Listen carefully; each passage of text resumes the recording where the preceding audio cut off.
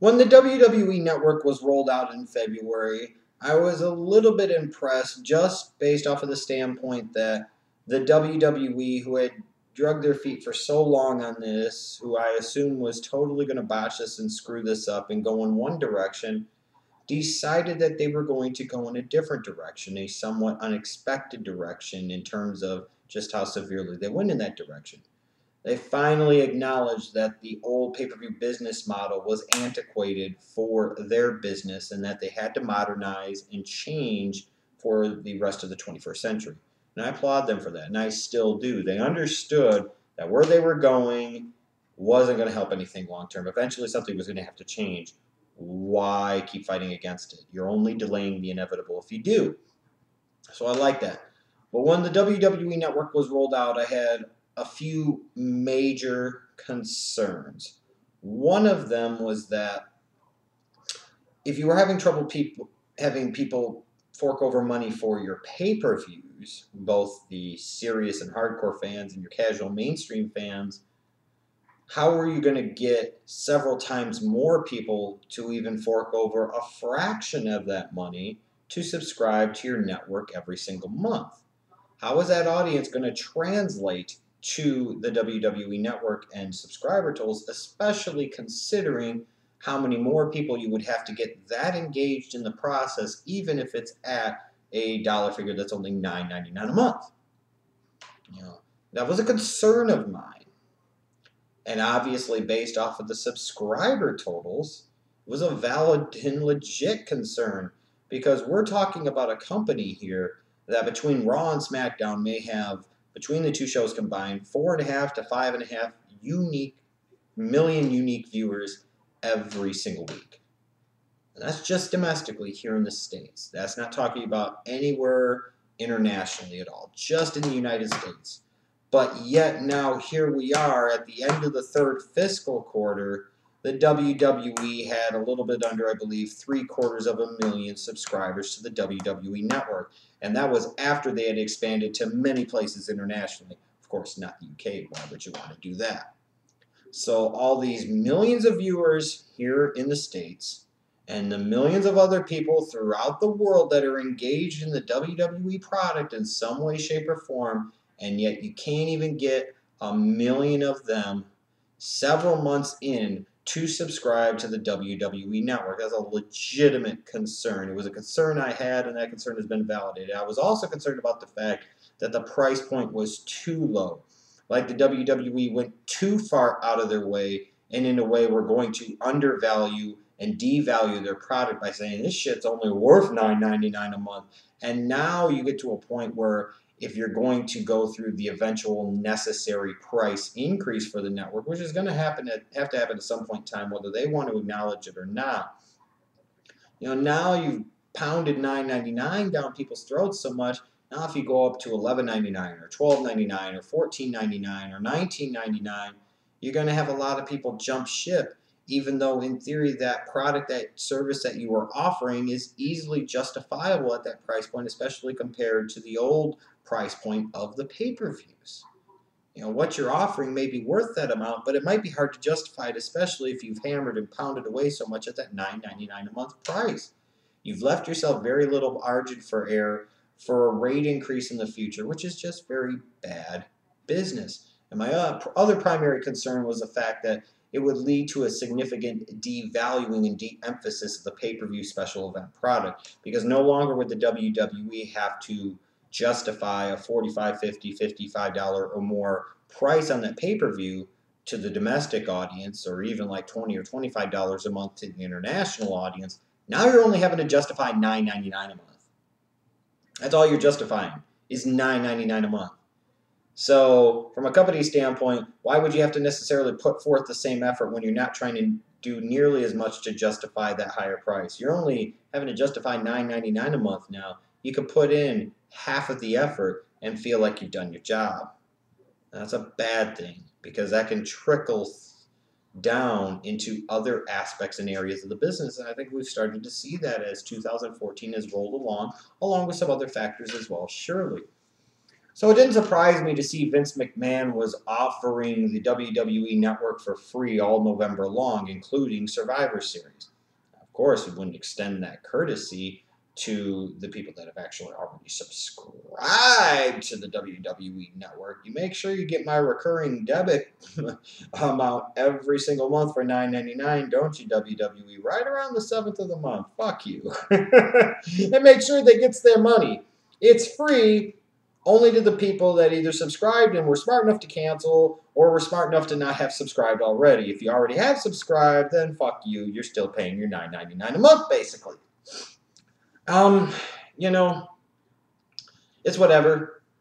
You offer free trials because you're trying to desperately get eyeballs on it. And you're desperately trying to give people a reason to get hooked, to start forking over their money, saying, oh, I can't live without it. Now I got myself hooked, especially considering the very disappointing performance with the WWE Network. I don't care how the company wants to spin it. I don't care how certain fans or wrestling media try to spin it. The returns on the WWE Network have flat out sucked. This has been horrendous. This has been a disaster. This has been a nightmare. All the millions upon millions of people, both domestically and internationally, that the company can access via the interwebs with the WWE Network, and you can't even get 750,000 of them to fork over $10 a month. That's pathetic. Period. Pathetic. But then when I sit there and I look at the month of November and what this company's been doing with their product, and now we get to where Sunday is Survivor Series 2014, it's a good thing that they were offering this network for free for the entire month. Because Survivor Series 2014 should be free. It literally is like the company is trying to justify that this is a free show. Because they have definitely not gone out of their way to knock your socks off, to sit there and set the bar high and say, hey, you see how good this is for free? You see how much it'd be worth just $9.99 a month? They literally seem to be going out of their way to say, you know, you could get so much more if you pay money, but this is the best of the bullshit you're going to get when it's free. Let's look at Survivor Series 2014 and this eminent suckfest that it looks like it's going to be. You got 5 announced matches right now. 5 of these fuckers. I mean, this looks like a show that should be free. This looks like a mediocre-ass Raw, let alone a Survivor Series, a traditional Big Four pay-per-view.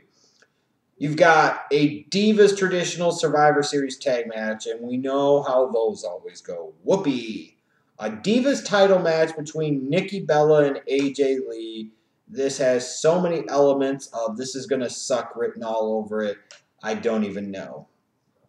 I don't care about Nikki Bella's character, and frankly don't care about AJ Lee's character. You factor that into a division that the WWE doesn't care about, therefore I don't care about, and you get the fucking picture. You've got a fatal 4-way type of tag title match. Usos, Sandow and Miz. You've got Los Matadores, and then the Dust Twins. There's a bunch of randomly thrown together shit, basically. I mean, this is not just some ham and egger show. This is not a Raw or a SmackDown.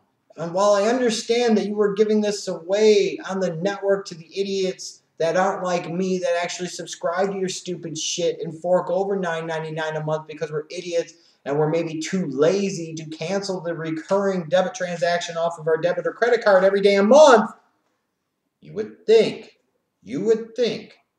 that you would do a little bit more to try and give us something decent.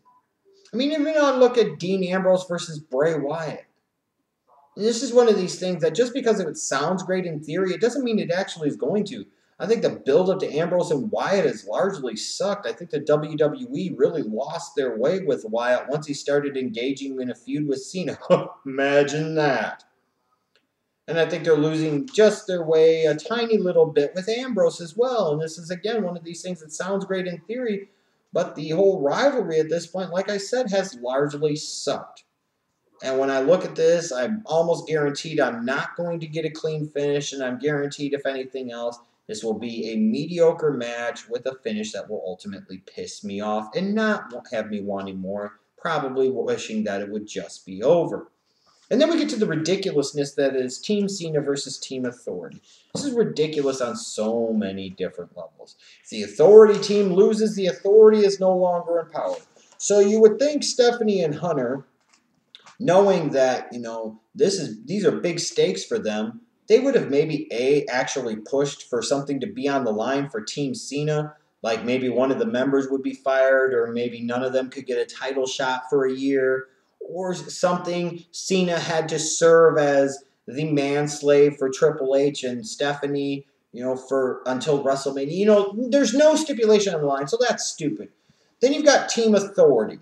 Everything is on the line for them in theory. And in all of their genius, they decided to roll with guys like Luke Harper. What in the fuck has he done as a singles wrestler that would make you want to have him in the fold? Kane. When was the last damn time he beat anybody of any significance clean? Frankly, Seth Rollins. Yeah, he's Mr. Money in the Bank, but when was the last time he beat somebody legit and clean? I get wanting to go after Mark Henry and especially Rusev. I'm like, okay, that kind of makes sense. Mark Henry is the world's strongest man, and Rusev is a fucking monster that hasn't been pinned or submitted yet. If I'm going into a Survivor Series tag with everything on the line for me, I want a Rusev there. I want a monster dude like Mark Henry there as well.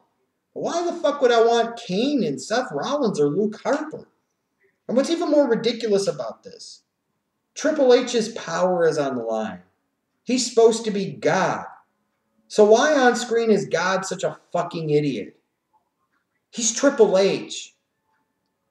There's at least 666 reasons that he's a WWE Hall of Famer. You would think, one, that he would insert himself into this damn match if you utilize any fucking logic whatsoever. Number two, you would think if you're talking about you want to build the strongest team possible, instead of putting people like Luke Harper and fucking Kane on your team, a couple of damn scrubs, let's be honest, you would think if you were Triple H, you would put fucking Triple H on that team, and you would do everything you can to bring up Brock Lesnar, the freaking WWE World Heavyweight Champion, onto your team. I mean, this just looks Bush League and ridiculous and looks like it deserves to be a freebie show on so many different levels. But even look at this, Team Cena versus Team Authority, and Team Authority doesn't have Triple H or Brock Lesnar on it. How important is this shit if the world champ can't be bothered to be on this show? They didn't even bother to try to at least have him appear on TV to where they sit there and Triple H made the offer to him and maybe he refused. And this set up something for down the road, maybe at WrestleMania, where Triple H asked for Reigns' help or somebody else's help to get back at Brock Lesnar, all this other shit. This is so stupid. It's Team Cena. Do you really think Team Cena is going to lose this? Team Authority. Triple H is constructing the team and he doesn't think to put himself in the fucking match? How stupid is this? And how stupid is this fucking company? This is like Triple H giving Cena the chance to get a future title shot against Lesnar when the whole reason he gave the title shot to Lesnar heading into SummerSlam to begin with was to get the belt off of fucking Cena. This company just doesn't give a fuck. They just don't care. Like, why the fuck is Eric Rowan on goddamn Team Cena? Of all the people you're going to put in there, you're going to put in the fucking Wyatt family jobber. If I'm John Cena, why the hell would I want this asshat on my team? This is just dumb. You've bothered to give us 5 matches, and not a single one of them really stand out as anything that is worth paying any goddamn money for whatsoever. It's a good thing the WWE made the WWE Network free all month long, including Survivor Series, because they sure as fuck have justified that price point. I'm getting tired of sitting here and talk about the WWE needs to step their game up and needs to do better. My God, how could you not see it now? This shit is terrible. 5 matches. Nikki and AJ for the Divas title. A 4-way tag match. A freaking Divas Survivor Series tag match. Ambrose Wyatt, that build-up sucked. And Team Cena versus Team Authority, you know where that's going. That sucks on so many different levels in the way they built up to it. Other than the fact they feature Ryback strongly, it sucked. Like I said, it's a good thing it's free because they've justified that.